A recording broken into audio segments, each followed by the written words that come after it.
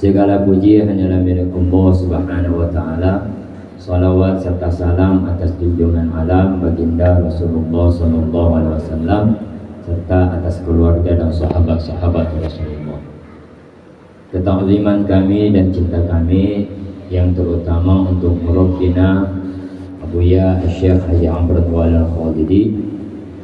Kita berdoa mudah-mudahan Allah Subhanahu wa taala senantiasa memelihara, menjaga dan mengangkat derajat beliau serta keluarga beliau, dan mudah-mudahan Allah Subhanahu wa taala melimpahkan cahaya-cahaya makrifah, cahaya-cahaya cinta yang ada di dalam hati beliau ke dalam hati kita semua. Amin ya rabbal alamin.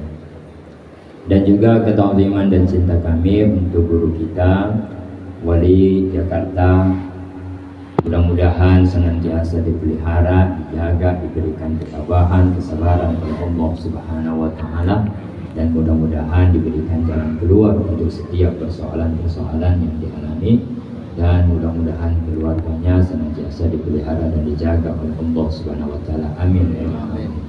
Dan juga kepada guru kita Dr. Hamdan yang berasal dari Gorontalo, kami doakan mudah-mudahan senantiasa dipelihara, dijaga oleh Allah Subhanahu wa taala, diberikan kesehatan sampai kembali ke kampung nanti. Amin ya rabbal alamin. Dan juga ketakziman kami dan cinta kami untuk seluruh jamaah dan pengurus di Posko Jakarta ini. Mudah-mudahan kita semua mendapatkan apa yang dicita-citakan oleh Murabbina Abu Amr Al-Khalidi. Amin ya rabbal alamin. Bismillahirrahmanirrahim. Sebagaimana yang kita maklumi pada surah Inna Anzalna, di mana di sana telah diterangkan oleh Allah Subhanahu wa taala. Bismillahirrahmanirrahim. Inna anzalnahu fi lailatul qadar. Sesungguhnya kami menurunkannya. Nya ini kalau di dalam tafsirnya kembali kepada Al-Quran. Meskipun lafaz Al-Quran itu tidak disebutkan pada lafaz, tetapi karena telah dimaklumi sehingga lafaz hu selaku dhamir itu dikembalikan kepada Al-Quran. Inna anzalnahu fi lailatul qadar. Sesungguhnya kami menurunkan Al-Quran itu kapan? Lailatul Qadari, pada malam Lailatul Qadari. Oleh para ulama berbeda pendapat tentang penafsiran inna anzalna, tentang menurunkan. Apakah yang dimaksud menurunkan ini adalah ketika malaikat Jibril pertama kali datang kepada Rasulullah dan menyampaikan ayat pertama kali kepada Rasulullah, atau yang dimaksud dengan menurunkan di sini adalah di mana Allah Ta'ala menurunkan pertama kali Al-Quran itu pada langit dunia, yaitu pada satu tempat yang dinamakan dengan Baitul Izzah. Kemudian oleh para ulama, kalau kita membaca di dalam kitab-kitab Tauhid Akidah pada kajian tentang kalam, di sana menjelaskan bahwasanya Al-Quran yang diturunkan oleh Allah Subhanahu wa Ta'ala itu pertama kali diturunkan ke langit dunia. Kemudian di langit dunia itu ditempatkan pada Baitul Izzah.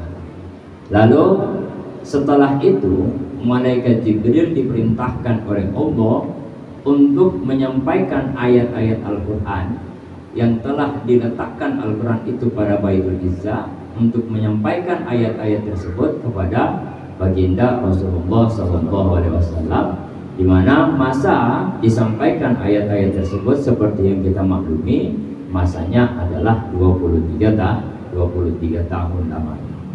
Jadi awal mula Al-Quran itu diturunkan di langit dunia pada satu tempat yang namanya Baitul Izzah, itu secara komplit satu kitab. Tetapi ketika diturunkan kepada Rasulullah, itu terpisah-pisah menurut sebab-sebab turunnya Al-Quran tersebut. Dan itu masanya selama 23 tahun. Kalau kita membaca di dalam kitab Tauhid Akidah, ada namanya sifat kalam, di mana kalam ini merupakan satu sifat yang wajib bagi Allah Subhanahu wa Ta'ala. Kalam yang dimaksud adalah satu sifat di mana dengan sifat tersebut Allah Ta'ala menjelaskan apa saja yang ingin dijelaskan oleh Allah Subhanahu wa Ta'ala. Kalam artinya berbicara.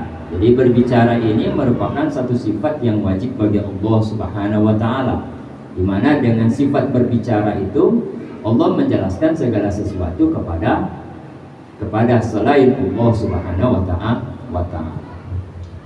Maka kalam yang menjadi sifat Allah Subhanahu wa Ta'ala, berbicara yang menjadi sifat bagi Allah Ta'ala, berbicara ini adalah satu sifat yang qadim, sifat yang tidak berawal dengan ketiadaan.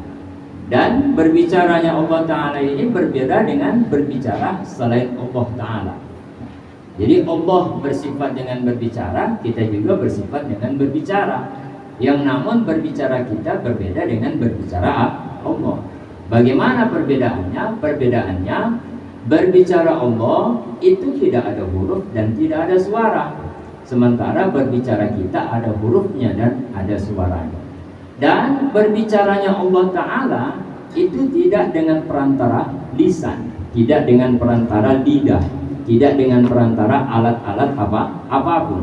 Berbeda dengan kita. Kalau kita berbicara dengan lidah, sekiranya kita tidak ada lidah, maka kita tidak bisa berbicara. Coba kita tutup mulut kita lalu kita berbicara.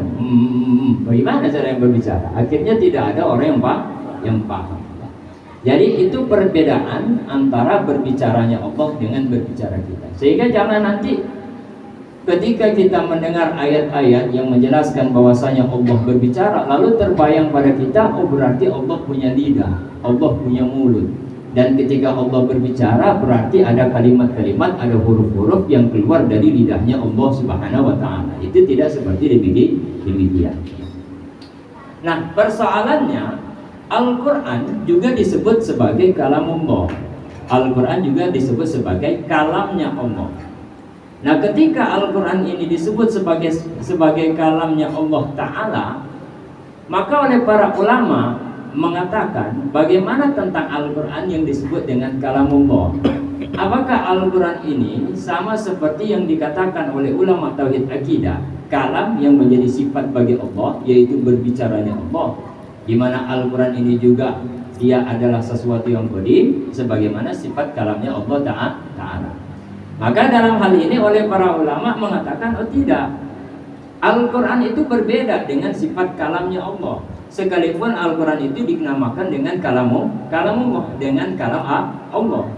Yang namun Al-Quran itu tidak sama dengan kalam yang menjadi sifat bagi Allah.